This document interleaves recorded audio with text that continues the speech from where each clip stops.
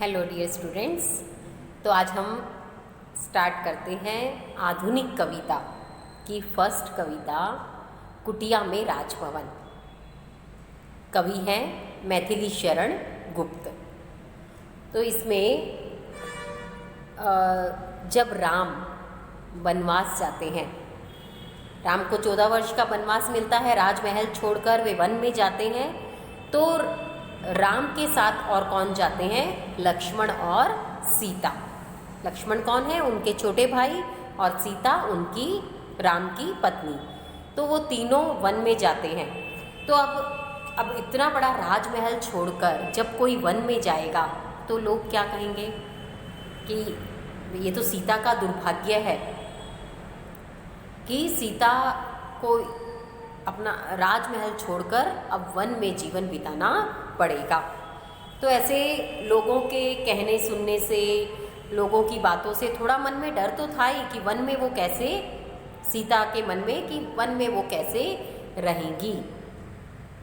पर अब उस वन में रहने का वर्णन सीता माँ ने किया है कि वो कैसे अपना जीवन व्यतीत करती है वन में, और कैसे उनका जो भाग्य है सौभाग्य बन गया। मतलब उन्हें ऐसा लगता है यहाँ आकर ही मेरा असल में मैंने गृहस्थ जीवन जिया है। क्यों?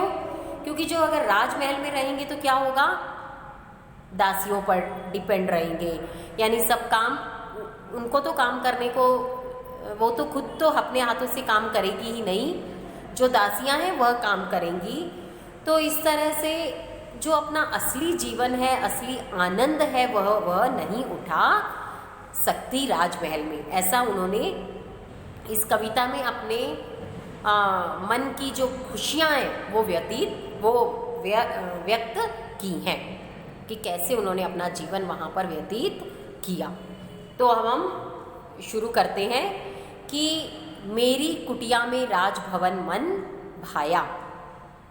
मेरी कुटिया, जो वन में मेरी छोटी सी कुटिया है, वो क्या बन गई है? मेरे लिए यहाँ राजभवन बन गई है। मेरे लिए वही राजभवन है और मेरा मन यहाँ भा गया है, यानी मुझे यहाँ अच्छा लग रहा है। अब है सम्राट। अब यहाँ के सम्राट कौन है? राजा कौन है?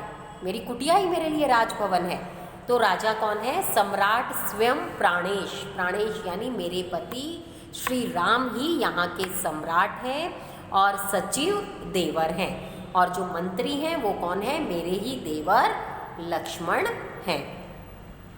एक राजा रहता है, मंत्री रहता है राजमहल में, तो वो कहती है मेरी कुटिया ही मेरे लिए राजभवन है और यहाँ के सम्राट मेरे पति श्री राम हैं और मंत्री मेरे देवर लक्ष्मण हैं। फिर है देते आकर आशीष मुझे हमें मुनिवर है। किनका आशीष मिलता रहता है? मुनियों का। वन में कौन रहेंगे? ऋषि मुनि। तो उनका आशीर्वाद हमें दिन प्रतिदिन हर रोज मिलता रहता है। धन तुच्छ यहाँ यद्यपि असंख्य आकर हैं। यहाँ पर जो धन है उसकी कोई कीमत नहीं है। जंगल में पैसों की क्या कीमत है ना? जो उगाया हुआ चीज़ें हैं, जो एकदम फ्रेश हैं, सब वही चीज़ें वहाँ से मिल जाती हैं, पेड़ों से। तो धन तो यहाँ तुच्छ है, यहाँ उसकी कोई वैल्यू नहीं है। चाहे बहुत सारी चीज़ें हैं, यद्यपि असंख्य आकर हैं, बहुत सारी प्रकृति की सब चीज़ें हमारे सामने हैं, पर धन की कोई वैल्यू नहीं है। पानी पीते मृग। और यहाँ पर कैसा है? किसी में कोई भेदभाव नहीं है। नहीं तो सिंह से तो सब डरेंगे ना, शेर से तो। पर एक जगह अगर मृग यानी हिरन, डियर पानी पी रहे हैं तो सिंह भी एक तट पर है, यानी वो भी साथ साथ ही रहते हैं, मिलजुल कर रहते हैं। यानी किसी में कोई भेदभाव नहीं है, कोई उच्च वर्ग निम्न वर्ग ऐसा कुछ भी नहीं है, सब समान है। जंगल में रहने वाले सब लोग समान हैं। हम अपनी दुनिया से ही लेना। अब यहाँ अगर हम रहते हैं तो क्या है? सब वर्गों में बटे हुए हैं। ये उच्च वर्ग है, ये निम्न वर्ग है, ये एकदम लो कास्ट के हैं, ऐसा कुछ भी वहाँ पर नहीं है, क्योंकि पैसों की कोई वैल्यू ही नहीं है। पैसों से लोग सबको ऊंचा और नीचा बना देते हैं। तो मेरी कुटिया में ही मेरा राजभवन है, सीता मैया कहती हैं, और मेरा मन यहाँ लग गया है, मतलब मैं बहुत खुश हूँ यहाँ आकर। यहाँ पर और ऋषियों का आशीष, मुनियों का आशीष हमें हर दिन मिलता रहता है। और एक तरफ मृग भी पानी पीता है, हिरण भी पानी पीता है, तो दूसरी तरफ सिंह भी तट पर खड़ा रहता है। धन की यहाँ कोई वैल्यू नहीं है, और मेरे पति श्री राम ही यहाँ के राजा हैं, और मंत्री मेरे देवर लक्ष्मण हैं। नेक्स्ट है, सीता रानी को यहाँ लाभ ही लाया। सीता माँ क्या कहती हैं कि शायद मैं लाभ के लिए ही आई हूँ। लाभ यानी मेरे अच्छे के लिए। लाभ यानी क्या होता है? प्रॉफिट, यानी मेरे जीवन के अच्छे के लिए ही मैं यहाँ आई हूँ। मेरा लाभ ही मुझे यहाँ लाया है। मेरी कुटिया में मेरा मन लग गया है। फिर कहती है, औरों के हाथों यहाँ नहीं पलती हूँ, दूसरों के भरोसे नहीं रहती ना। राजभवन में तो क्या था, दासियों के भरोसे। अभी कोई भी काम करना है तो खुद नहीं कर सकते, वो ही करेंगी। तो औरों के हाथों मैं यहाँ नहीं पलती हूँ, यानी मैं किसी पर भी डिपेंड नहीं हूँ, अपने पैरों पर खड़ी चलती हूँ। कहीं भी जाना है दूर तक जंगल में तो अपने पैरों पर चलती हूँ। अब राजमहल में क्या होती है? पालकी होती है, एक जगह से दूसरी जगह। बाहर की दुनिया तो देखने को नहीं मिलती है।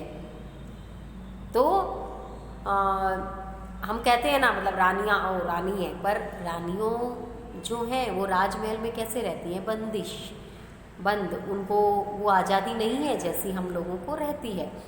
तो वो कहती है, अभी यहाँ मैं अपने पैरों पर खड़ी आप चलती हूँ, यानी अपनी मर्जी से अपने काम करती हूँ। अपने पैरों पर खड़े होना यानी अपना काम अपने आप स्वयं करना। श्रमवारी बिंदु फल स्वास्थ्य शुक्ति फलती हूँ, यानी श्रमवारी यानी अपनी परिश्रम, श्रम यानी परिश्रम, मेहनत, वारी यानी पानी होता है वैसे। अब परिश्रम का पानी यानी जो अपनी पसीने की बूंदों से, यानी जो मैं मेहनत करती हूँ तो उसको कहते हैं ना पसीने की बूंदें। तो अपने परिश्रम की बूंदों से मैं सबके स्वास्थ्य का ख्याल रखती हूँ। घर में सबका ख्याल रखती हूँ, मतलब अपनी उनके लिए जो अच्छा है वही व्यंजन मैं अपने हाथों से पकाती हूँ। वो नेक्स्ट लाइन में है, अपने अचल से व्यंजन आप जलती हूँ, यानी जो उनकी पसंद का है, जो सबको पसंद है वही व्यंजन, और जो स्वास्थ्य के लिए भी अच्छा है वही व्यंजन मैं बनाती हूँ। तो क्या है, सीता माँ यहाँ किसी पर डिपेंड नहीं है, किसी पर निर्भर नहीं है। वह अपना काम स्वयं करती है, अपने पैरों पर खड़ी है यहाँ पर, और वह सबके स्वास्थ्य का, अपनी पसीने की बूंदें बहाकर सबके स्वास्थ्य का ख्याल रखती है, अपने हाथों व्यंजन बनाती है। तो ये 2 पैराग्राफ अभी इस वीडियो में है, आप फिर इसे सुनना। ये कविता भी इम्पॉर्टेंट है, इसमें से क्वेश्चन तो है ही कि फिक्स है कि आता ही है।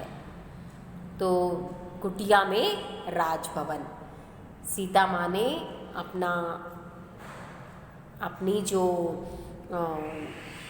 मन की जो खुशियाँ हैं वो बताई हैं कि लोग क्या कहते थे, पर यहाँ आकर उनको कैसा लगा। Thank you.